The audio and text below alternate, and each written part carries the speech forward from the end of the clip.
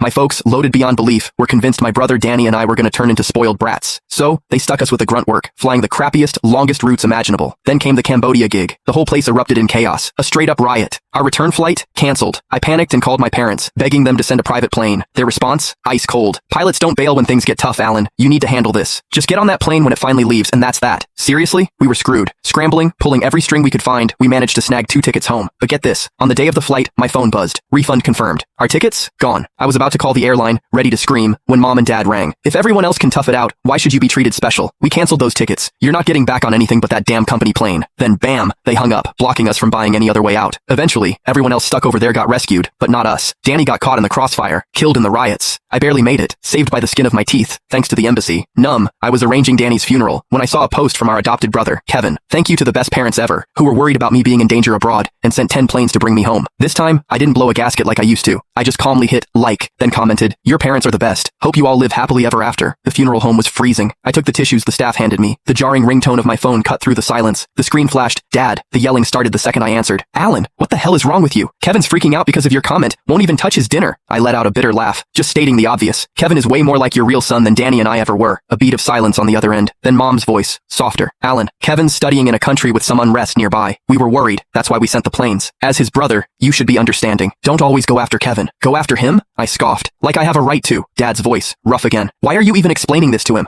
I don't need his permission to bring my son home. Apologize to Kevin, or you and Danny can stay in Cambodia for good. With the riots going on, you might as well just die there." That last, cruel wish broke me. Tears welled up. So, they knew people were dying in the riots. They deliberately put me and Danny in the line of fire. Since we were kids, it had been this way. The second Kevin felt even a little slighted, we'd be getting yelled at. Then they'd use every weapon at their disposal to force us to apologize. In their eyes, Kevin was brilliant and kind, while Danny and I were just toxic and selfish. That's why they worried about us abusing our power in the company. They hid our family ties from the world, stuck us on the toughest routes, and made us start from the bottom. Just before this trip to Cambodia, news broke that the place was about to explode. Mom and Dad knew it was dangerous, but they still forced us to go. Danny and I tried to refuse, but they started with the "you're too privileged" and act like spoiled millionaires routine. They guilt-tripped us with the whole "we brought you into this world" speech, and we finally caved. When the riot started, they not only refused to help us, but they canceled our flight, blocking us from getting home. Meanwhile, Kevin was studying in Europe, completely safe, but because they were afraid something might happen to him, they sent a fleet of private planes and bodyguards to escort him back. We were their biological sons, and they treated us like garbage. Kevin was just adopted, yet he got all the love and support in the world. Poor Danny, even in his last moments, was trying to make excuses for them. Mom and Dad probably didn't know what was really happening. That's why they wouldn't let us come home. Don't hate them, just live your life. Thinking about Danny's blown apart body, a wave of rage crashed over me. Apologize? Over my dead body? Never! You got Danny killed. Are you happy now? You're the worst parents ever. Karma's gonna get you. I slammed the phone down. The embassy got me back to the States. Stepping off the plane, I was hit by a giant screen with Kevin's face plastered all over it.